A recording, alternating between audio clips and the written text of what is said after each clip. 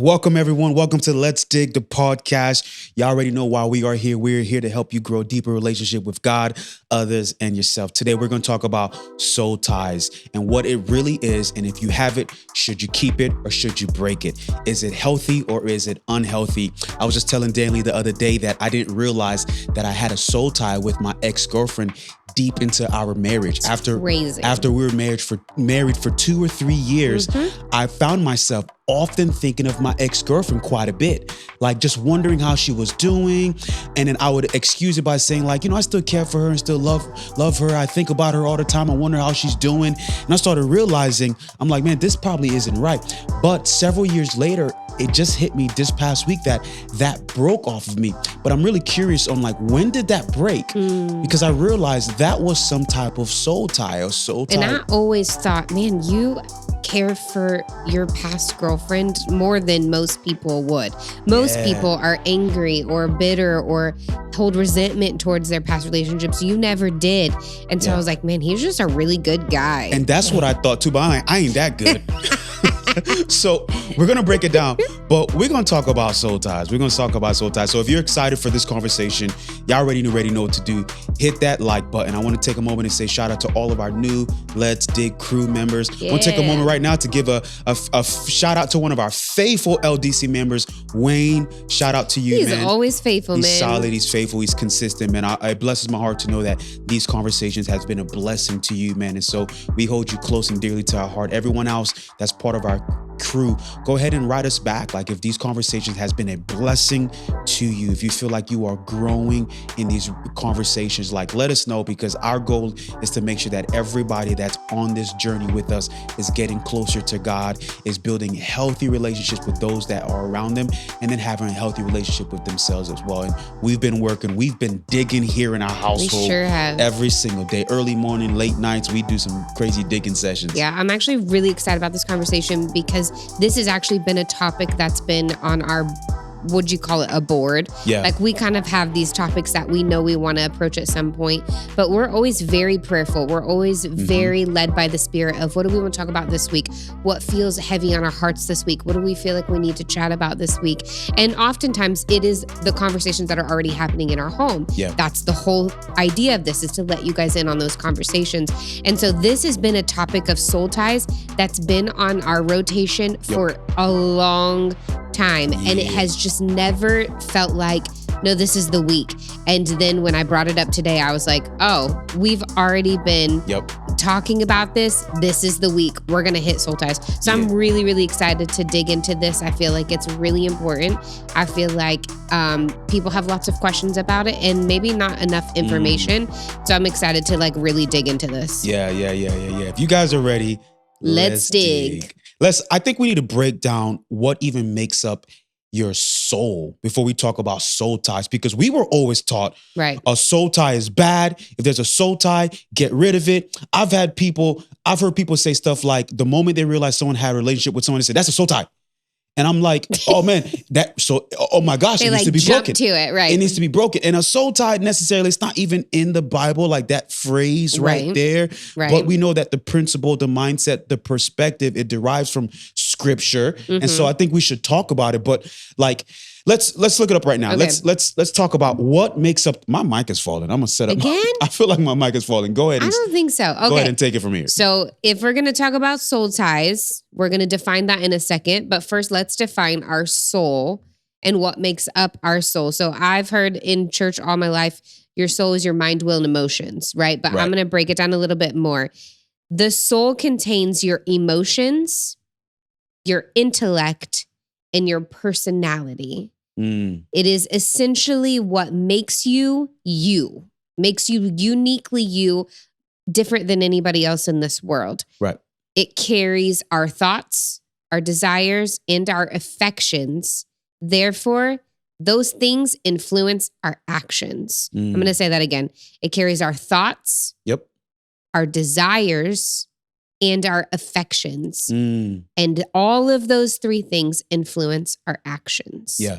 And soul ties, when I think about it, it's twofold, right? So it's your soul like you said, it's Makes your you who you are. makes you who you are. It's your personality. It's your taste. Yeah. It's your preferences. Those things that's just specifically you.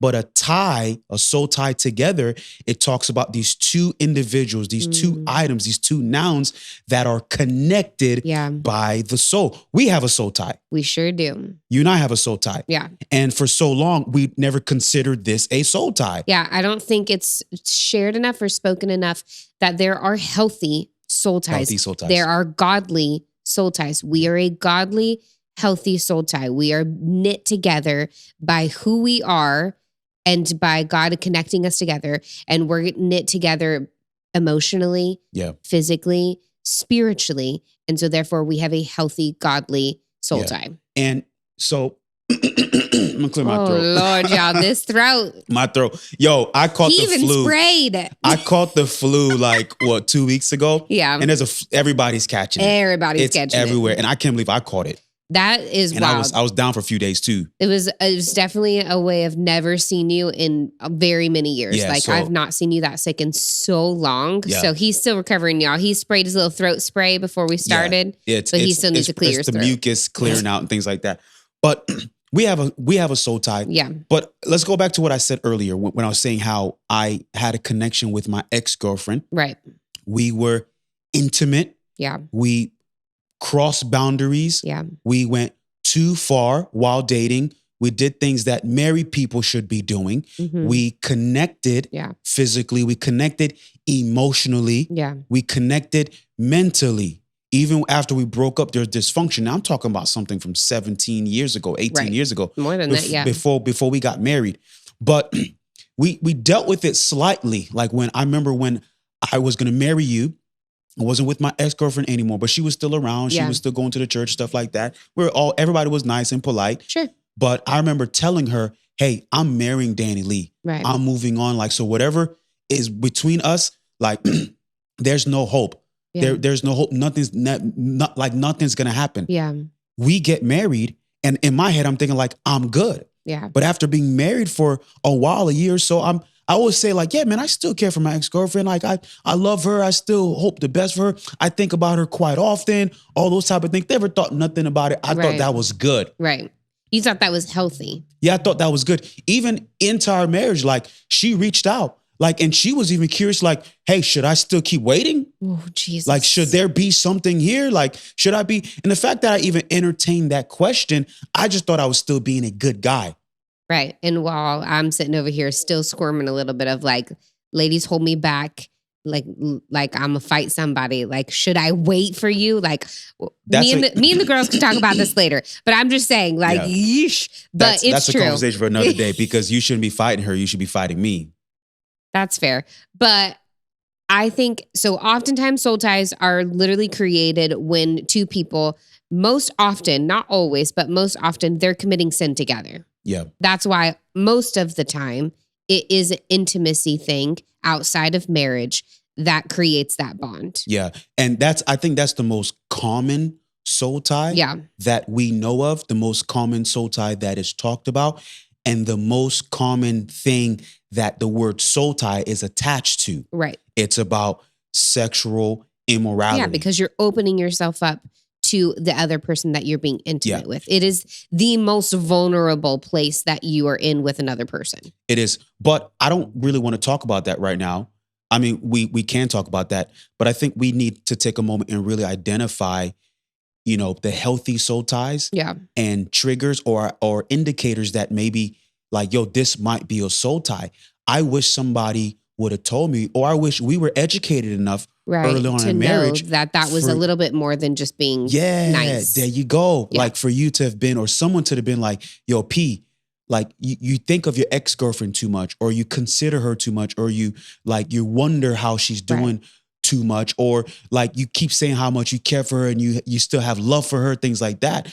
And I'm like, now I'm looking back, and of course that soul tie was broken. It has been broken for many, many years. Why? Because it's been replaced with a healthy soul tie.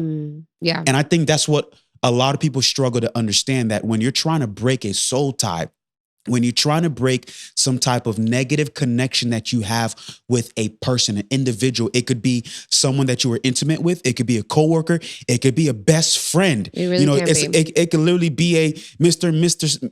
Smith or Mr. and Mrs. Smith situation, a Bonnie and Clyde situation. Very true. It could be like, yo, my ride or die. I'm like, Yeah. yo, your ride or die. Y'all go about to ride or die to jail right now. Right. It's a soul tie.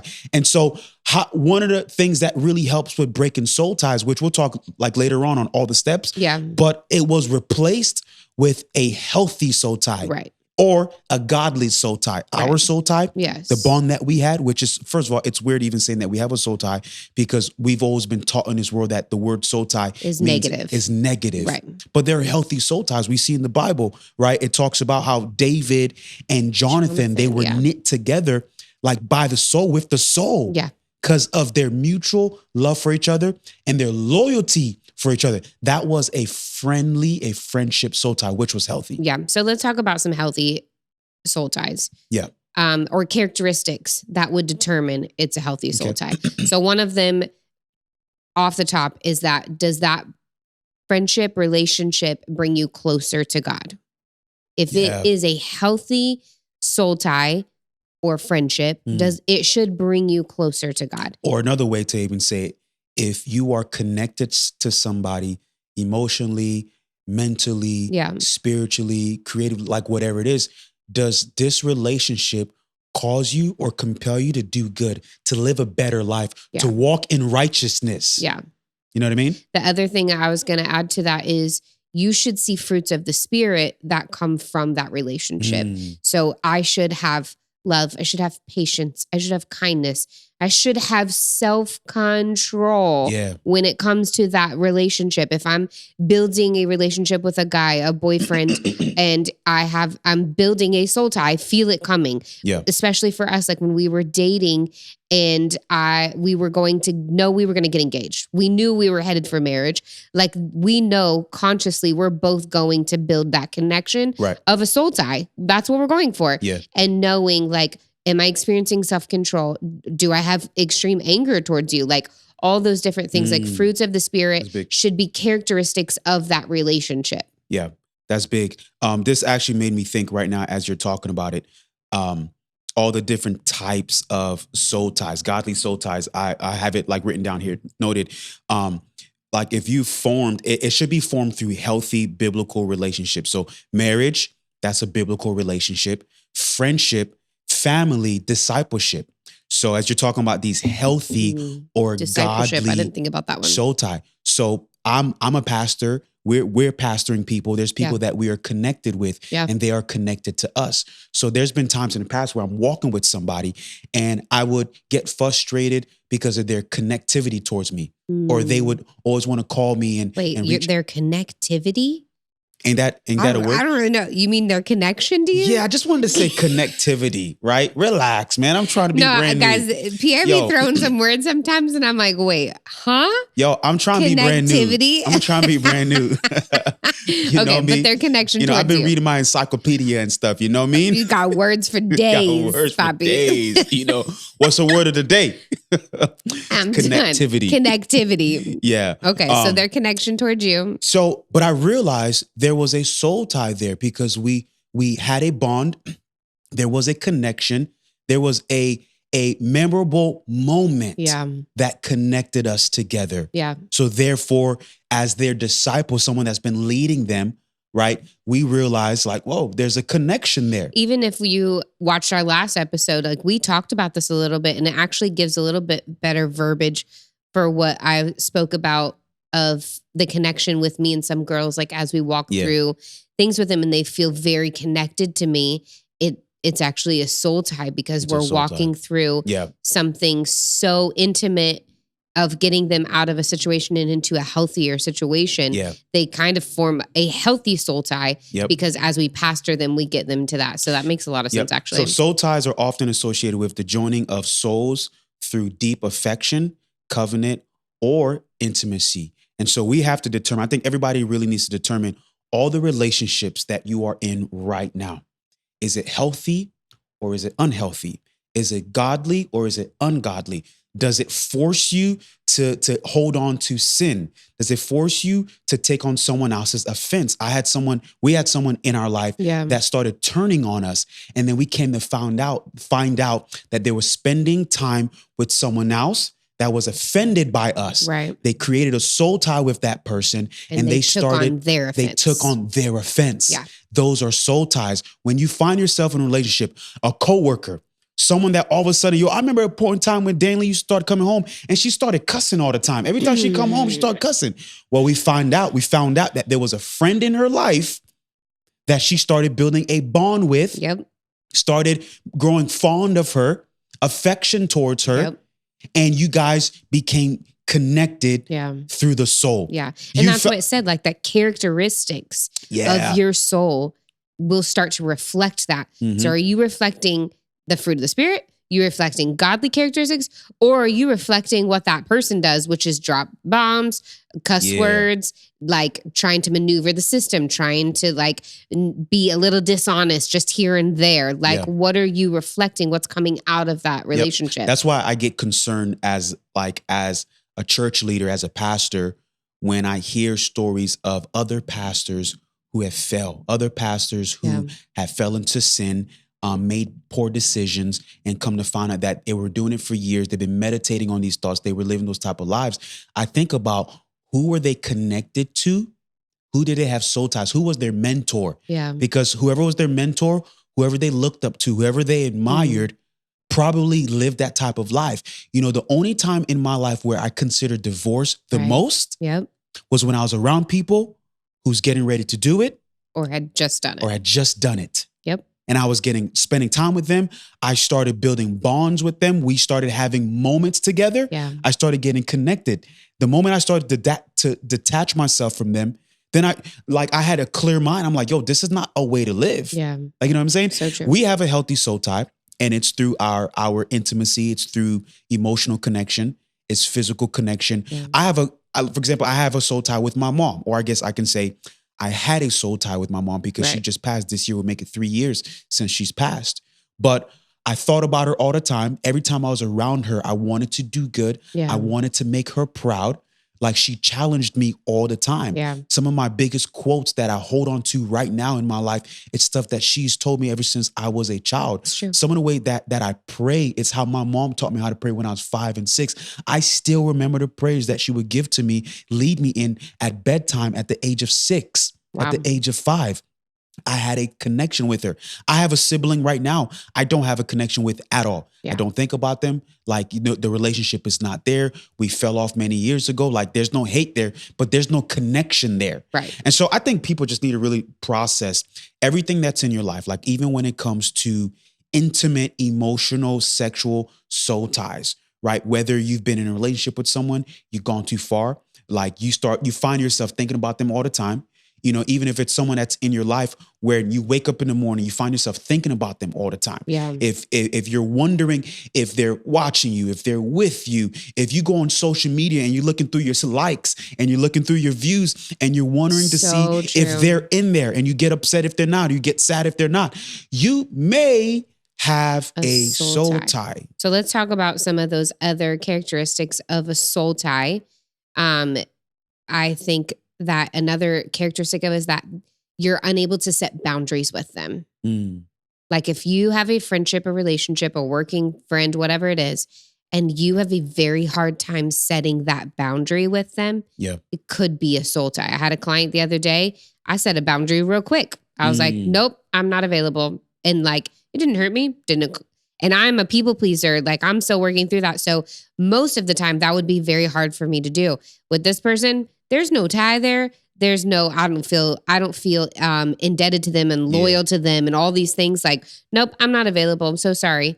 It was fine. But if it was someone that I had much more of a deeper connection with, or I was afraid to let down, or I didn't want to hurt their feelings, or I'm tiptoeing around what I know I need to do, but I'm so worried about their response, that could be a soul tie. Yeah. So I think that's really important to consider. Let's talk a little bit about what the bad soul ties look like, the unhealthy. Yeah. There's a lot of unhealthy. I had a soul tie with pornography for a while. I think a lot of people don't realize that's a soul tie. you build these virtual relationships with people. That's wild. You find yourself seeing them. We brought porn into our marriage Right. for a season. And there are times when we were being intimate and I was having sex. We were having sex with each other, but my mind was somewhere else. My mind was wandering and drifting and thinking about other people. Wow. Those were soul ties that I had to break. Yeah. That's a soul tie that needs to be broken. Now, when we have sex, my mind is on you. I'm thinking about you. Yeah. Because there's a healthy soul tie and there's no conviction. Like an indicator is if you feel bad about it, if you feel like it's a dirty little secret, if you feel like if somebody was reading your thoughts right now, you'd be so embarrassed, it's an indicator that you may have a soul tie. Yeah. You know what I mean? Another part of, we talked about the healthy soul tie pushes you towards God. So obviously we can clarify that an unhealthy one pushes you towards sin. Yeah. And it pushes you away from God. And it pulls you away from God. Yeah. You would feel shame. You would feel disgust. Shame is a huge one. Yeah. Shame will literally isolate you. It will cause you to like cover your own self, keep yourself from everybody. Like it literally, and most of the time that shame actually keeps you from the people that are able to pull you out of it.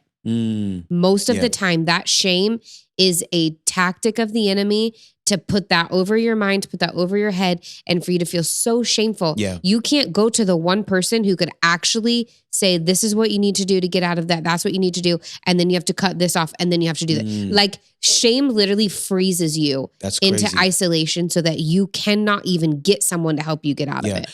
That just made me realize right now, I pulled up my thoughts of what you're saying. The soul represents the essence of a living being. It encompasses the whole person, integrating both physical and non-physical aspects. So it's exterior and it's internal too as well. There may be things that you feel on the outside when you're in these moments. Like right now, before we started this recording, you were reading something on your phone and I came and put my body against your body. Yeah. I felt love. I felt connection. You did? I didn't feel, and I felt some heat run through my body too. Take it easy, sir. The crew's not here for this conversation. Take it easy. LDC, come on, we digging, right? We digging. But I felt joy. I didn't feel shame. Yeah. And there's been other times where if another woman were to come to me and touch me or hug me or did something, if I felt the same type of heat or warmth, I felt shame. Right. Because there's these non-physicals and physicals. The soul is often associated with life, consciousness, intellect, will, emotions, and moral awareness. Moral awareness. So another woman comes to me, hugs me in a certain way or touches me, and something doesn't feel right, I'm aware of it. Yeah. And my goal is to acknowledge it, renounce it, and do something about it. Right. Accountability. So I confess to you all the time. Right. Like just today before this recording, I was telling you that there was and / is a woman in our life that there's some boundaries that I think or sense or feel that some lines and boundaries may be getting crossed, but I'm not sure. Right. But there's this moral awareness. Totally. That I'm like, there's no soul tie here, but I'm aware that this type of behavior can cause a soul tie. Right. Whether it's intentional from the other side or not, because it may be intentional, it may be completely unintentional from the other side. Yeah, man. But it's your job, because we have a healthy soul tie, it's your job to guard that line. Yeah. It's your job to make sure that it doesn't get crossed. What are some other things that you feel like are more like unhealthy, ungodly soul ties that should be identified and broken? You mean like a characteristic, like another, like what it looks like? I think another one that comes into play with these situations is that the person can lose their identity in that relationship. Male, female, whatever, and even it's kind of goes back to what you talked about of even when I'm around a different coworker. So think of the girl to girl relationship, the coworker, like you actually lose who you are because you start to reflect that other person's identity. Okay, so let me rephrase my question. What's your question? Well, no, because I actually like your answer right now. And let me give a better question to dial in on that. What are more behaviors or indicators that you are partaking in an unhealthy soul tie? So that would be you're losing your identity. If you are questioning the choices that you're making, or maybe you're not questioning the choices you're making. You're just making choices that normally you would not make. I talked about it earlier, like when you're ready to like trying to cheat the system, but maybe you're normally a rule follower. But when you hang out with that coworker, you're fine with cheating the system with them because they do it all the time. Yeah. Like when you are changing who the core of you are, that is when you know you're in an unhealthy soul tie. It's almost like your moral compass is off. Yes. Yes. What you should be right, what used to be right, you're okay with it being wrong. Yeah. And what you know was wrong, you're justifying it to be right. Totally. And in the same breath of that identity, it is also that you forget what you actually want out of life or what you're supposed to do. Like you start questioning, like maybe you always said, I'm going to be a doctor, but all of a sudden with this soul tie, you're like, actually, I don't really know if I want to do that. Like how many times have we had conversations with people where we talk to them one year and they're like, no, I'm going to school. I'm going to go do this. And then I'm going to do this. And I'm going to do this. They get in a relationship with a bum. Forget all of it. It all goes out the window. You've literally lost your identity because you're in an unhealthy soul tie and it is causing you to forget who you are. Yeah. So another characteristic or behavior trait that can indicate that you are part of an unhealthy soul tie is an idolatrous attachment. Talk about it more because I don't understand what you're saying. Basically, break it down. Somebody becomes your God. Oh, got it. Somebody becomes your genie in the bottle. Yes. You find them to be the one that answers all your questions. You run to their feet. Yeah. You run to their calls. Like you bow down at their thoughts. And some people say, come on, Pierre, that's a little extreme. Bowing down, run to their feet. Okay, let's just say it in practical ways. Like you run all your thoughts by them. Like you ask them to answer all your questions. Yeah. You find yourself being stuck in life if you haven't heard from them. Yeah. You find yourself wanting to be approved by them. Mm-hmm. You want them to confirm and affirm you. Yeah. And you take everything personal from them. Everything personal. So this may be an idolatrous attachment, which is a soul tie because Jesus said it, God said it, that you should have no other gods above me. So true. So when you find yourself like attached to someone and they become your God or a genie in bottle or your person that affirms you, right? This may be someone that you have an unhealthy or ungodly soul tie. I'm just literally trying to wrap my head around what you said because a lot of times we do not see people in our lives of like, oh, they became a God. Oh, they're my God.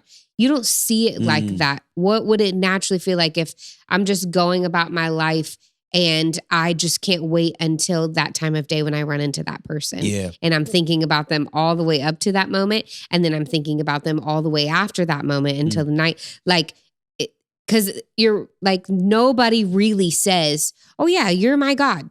Nobody says that. It is so subliminal. Yeah. So I'm like, what would that feel like? What would that look like in a day-to-day relationship? So yeah, you're right. Or like I'm wearing a certain outfit just so I can get this person's attention. I am waiting for them to say they like my outfit. And if they don't, I'll prompt them. Hey, don't you like my outfit? Yeah, exactly. Like it's all of those little things of being, and they become an idol to you where you are like yearning for their attention, their affirmation. And honestly, as believers, that should not come from anyone but the Lord. But the Lord. And let me pause right now and say this too as well. For all the people that are listening that are extremists, and you're taking every single word that we're saying like it's Bible. No, we're just mentioning and identifying indicators that may state that you may be on track to building a soul tie, or you may have one. Right. I want to encourage everybody to take an inventory of your heart, of yourself, of your mind, your spirit, and really ask yourself these questions. Am I attached to this person? If this person were to walk out of my life, if I didn't have this person in my life, what would that do to my moral compass? What would that do to me as an individual? If you have a coworker that you work with, that you find yourself, you only go to work because you enjoy that person's time. It's okay to have a friendly, godly soul tie. We see it in the Bible. It happens all the time. If I'm discipling somebody, That's a soul tie. It's a healthy soul tie because it pushes that person to do well. But I have to set boundaries so that I don't become this person's idol. I don't become this person's God. So this is a conversation that we really want to encourage everyone to really take a moment and have an inventory moment of yourself, look at your heart and really process and think all the relationships that are in my life. Like, are they just healthy? Are they unhealthy? Are they core relationships? Are they close relationships? Or are they just casual relationships? Because if you just have a good time with someone, you love having fun with them, things like that, this may not be a soul tie. So relax. Like, this is not us saying that that's a soul tie because you like being with them. There's nothing wrong with that. Yeah. They're a close friend. Like, so I just want to say this so that everybody really knows, like, this is not us saying that, hey, yo, if you feel this, boom, it's a soul tie. No, we have to just take an inventory and really look at ourselves and really think and process the state of all of our relationships that we're in. It's so true because there are characteristics of it. And we want to be really clear that we're not here to say, you have a soul tie, get rid of it. Like, that's not our job. Our job is to bring awareness, to bring the Bible and say, hey, here's the guidelines. Now you decide, is this healthy or unhealthy for you? And then even if you say like, okay, this is a healthy relationship, it's a healthy friendship, but there are characteristics that could become unhealthy. I need to guide it. I need to make sure I don't let that cross the line. I need to set boundaries. And then if you can't set those boundaries, then we're back to the circle of it looks like an unhealthy bond. Yep. So if you're in any relationships and it's a deep connection, whether it's a family member, whether it's a friendship, it's a partnership, it's discipleship, it's an intimate relationship, I want to encourage everyone to really evaluate and see like what level of connection is this relationship at? Does it honor God? Would God be pleased with this friendship? Would God be pleased with this partnership that I have with somebody? Right. Does it honor God? And if it does not honor God, when there's a soul tie that is unhealthy, it's contrary to God's will, like, I want to encourage everyone to really seek freedom through repentance and prayer. So repentance, what is that? It's as easy as it's not easy. There is steps to it. But what I'm saying is like, the first step is repentance. It's acknowledging and confessing that, okay, this is wrong. This is ungodly. This doesn't please God. I feel shame, whether it's sexual immorality or idolatry. Acknowledging that this is wrong. That's the very first step. Yeah. Don't be in denial. Honestly, use your mouth and confess it. Right. You know what I'm saying? Right. That's the first thing. Second thing is forgiveness. Like, forgive that person, even if they don't know what they were doing, that they caused this bond with you. Or the second one part of that is forgive yourself. Yeah. Forgive yourself. Like, I'm not trying to put you on the spot right now, but you've been sexually abused. Yeah. And I don't know what that was like. Like, did you feel like there was some type of, you were indebted to these people? Did you feel like you still had to stay connected? Did you find yourself thinking of them? Like, were you still connected to them, like emotionally or mentally? Like, what was that? I don't know. Like, I'm not trying to put you on the spot, but I do think like sexual abuse is one of the biggest ones. It's the biggest category. So many people go through it and so many people do not deal with it. They don't acknowledge it. They don't forgive the other person and they don't forgive themselves. I think it took a long time to even acknowledge it for me. Like, because I cared about that person as a friend, I really did not want to attach that phrase, sexual assault. I didn't want to put that on that person. No, because they're so much fun and they're my friend and I love them. And so that took a really, really long time to even decipher that. So I didn't have anger. I did have shame for sure. Didn't want anyone to know that. That was even hard for me to tell you once I told you. Yeah. So as someone who's been sexually abused, do you feel like you formed some type of soul tie with your offender?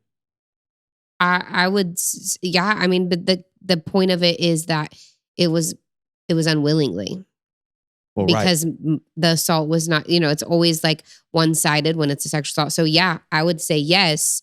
And I never wanted that. And that's an indicator that it's a soul tie that doesn't please God. For sure. Because marriage is it's a willing soul tie. Yes. Right? Friendship, family, partnership, Yeah. discipleship. These are relationships that please God. Yeah. And if there's a soul tie, a connection, a bond of the souls between the two individuals, and it pleases God, it pushes the two to live in righteousness. Even if you are a couple and you are dating and you're not married and you are already having sexual activities with each other, I'm going to tell you right now, first of all, stop, refrain Yeah. from it, because you need to reserve this for your spouse. Yes. You need to reserve this for the one that you are married to, because that is a covenant that God honors. What you're doing right now, God does not honor it. Yeah. But what I'm saying is, if the two of you feel shame, if the two of you feel like, man, this doesn't please God, this is ungodly, then you may be forming a soul tie, but you guys are on track to having a healthy soul tie. I would say pause and stop what you're doing. Right. Repent, Yes. acknowledge it. But both of you guys are on track to having a healthy soul tie. If you pause, refrain, you repent, you get married, Right. and you start a healthy bond that pleases Yeah. God. But if it's a soul tie that was unintentional, we didn't try it, we feel shame, we feel embarrassment, we don't want to talk about it. If someone was in our thoughts right now, we would just crawl to a little cave and die. Yeah. Those are indicators it's an unhealthy soul tie. Yeah, absolutely. Yeah, that's crazy. Another thing that I want to say, steps to breaking a soul tie, it's renouncing the tie. Mm. Like renouncing the tie, like verbally using your mouth to renounce it. Say it. And this could, like, renounce it through the connection that you have in Jesus Christ, because he's the Amen. only one that can break any soul ties, Yes. any like bondage that you may have Yeah. to any attachment to somebody else. Jesus is the only one. You can't do it in your own strength. You can't do it in your own willpower. You might be able to do it for 6 days, 7 days, maybe a Right. month or two, A little bit. right? You know, that's the cool thing. Like you actually, like when you do it in Jesus, you don't even have to keep count of days. That's because true. it's broken. Yeah. When you do it in your own power, because I'm 7 days strong. Right. I'm like, oh wow, look at you. I'm not saying don't count days. Like, I know people that are counting days because they're proud of it and they use it as a testimony to encourage other people. So Yeah. again, for those extremists out there, I'm not saying, well, Pierre said, if I'm sober, don't count days. Count your days, all right? Count your days. What I'm telling you is, like, you can't do this in your own strength. For sure. So renouncing those ties, like, for example, saying, like, I break every ungodly soul tie Mm. with the person. Say the name of the person and release, and say, like, I release myself from any spiritual, emotional, physical bond that is not from God. Amen. Release them, release yourself. That's one of the steps to renouncing the tie. Another one is, another step to breaking ungodly soul tie or unhealthy soul tie is spiritual renewal. So, like, replace unhealthy attachments with deeper relationships with God. Yeah. In prayer, scriptures, replace them with healthy attachments. Yeah. You know, I think, like, one of the tough things that we see in church all the time is when somebody breaks a soul tie, or we teach people to break a soul tie, or sometimes we push legalism or we push laws. Don't do this, don't do this, don't do this, don't do this, don't do this. So basically, you told me everything I can't do. Right. What should I do? Yeah. It's good. I think we need to do a better job, even for me as a leader, as a pastor, as a disciple maker, is helping people replace the unhealthy Yeah. with the healthy. Yeah. I was talking to someone last night, a girl that I'm walking with, and she said, I don't know, I think I'm going to go do like a run or something. And I was like, yes, go do it. Yeah, I was like, I'm go not for a run. coming. I'm not running. She's like, no, my friend, she has if I'll come with you and I just need to get out. And I was like, yes, you need to get out more. You need to go do fun, healthy things with healthy relationships and healthy Yeah. people. Like, yes, absolutely. That's one of the reasons why we say here at Let's Dig, our purpose, our mission statement is that everybody grows deep relationship with God, others, and themselves. And so if you used to be on drugs, you used to be on this, you used to be on that, and in the morning you don't do it anymore, what else should you do to your body? Go work out. Yes. Like there's other things that you can do. Replace the unhealthy. With healthy. Habits don't really ever go away. You replace habits. So true. You replace habits. So spiritual, like, renewal, like replacing the unhealthy attachments with healthy ones. And one of the last things too, to breaking ungodly, unhealthy soul ties is accountability. Oh, I'm going to add another one. So go ahead and finish that. Surround yourself with godly counsel So true. and the people that can support you as you walk in freedom. If somebody is in your life right now and they do not promote righteousness, Mm. if they do not promote healthy living, if they are toxic, if they make you compromise your moral awareness, your moral compass, where north, east, west, south, left, and right keeps changing every single day, remove them from your life. If that relationship does not point you to please God, release that person from your life. Absolutely. That's all I got to say as far as breaking ungodly soul ties. Okay, I wanted to add one thing. I wasn't sure if it was on your list, but one of the other things that I think is 100% necessary to break that soul tie is to get rid of the stuff that's attached to that person. And most of these are old relationships, but you cannot hold on to the perfume he gave you, the clothes that he gave you, his sweater that smells like him, the notes that he sent you from a toxic relationship, a negative soul tie. Those things, those attachments, those are only attachments that are sitting there in the new season. You cannot go to that new season because this is holding you back. This is just got a little hook inside of your heart, and you have to get that out. So I for often, like most of the time it's girls, right? We hold on to those little treasures, those little trinkets, those little things that make us feel fond of a former time. But until you realize that season is over, you have closed that door and you have torn that soul tie and broken it, those things have no place in your life, and they will keep you attached as long as you allow them to. Yeah, man. Yeah, that's exactly it. I remember when we first got married, and I realized that my ex-girlfriend was running through my head more than I would like for it to happen. Right. Anytime I heard any songs that reminded me of her, I changed the channel. Yeah. I turned it off. I Songs will do that to you, too. from my playlist. Yeah. Of course, songs will do that, man, because music is one of the only things that can get into your soul without you even letting it. It just happens. It's true. Like, you know what I'm saying? So I hope this conversation is really blessing everybody. I hope everybody is really being challenged to really take inventory of their soul, to take inventory of their minds, their heart, and really evaluate all the relationships that are in your life. If there's somebody in your life right now and you know that God is pleased with that relationship, God is pleased with your attachment that you have to this person, I want to encourage you to nurture it. Reach out to that person and give them a shout out. Have them hold you accountable. If there are people in your life right now that it's an ungodly soul tie, it's an unhealthy soul tie, like it's an attachment that you have that God is not pleased with it. It pulls you from God. It causes you to sin. It causes you to walk in unrighteousness. It causes you to compromise your moral compass. Then do everything that you can to release it. Renounce them, forgive yourself, like have accountability, replace those unhealthy relationships with healthy relationships. And I guarantee you, man, you will see so much good fruit in your life. You will see love start to come out. You will see joy. You'll see pace. You said earlier, you will see self-control because all the relationships around you are causing you to walk in righteousness. Yeah. I wanted to end with these two scriptures. The first one is 2 Corinthians 6:14. And it says, stay away from people who are not followers of the Lord. Can someone who is good get along with someone who is evil?